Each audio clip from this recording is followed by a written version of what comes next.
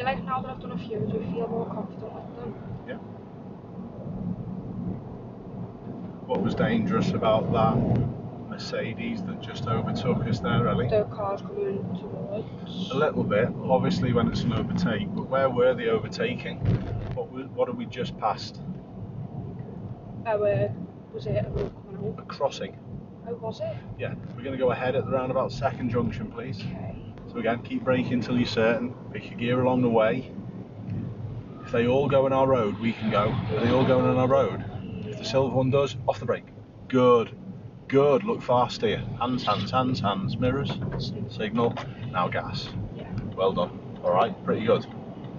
So, going back to the car that overtook on the crossing, why do you think that could be dangerous? As in like a pedestrian crossing? Yes. They could have hit someone. Yeah, that's right. What if they were crossing Yeah. in between some cars and then someone overtakes? Yeah. So that's what the zigzags actually mean Okay. on that crossing, and on any crossing, Yeah. no overtaking.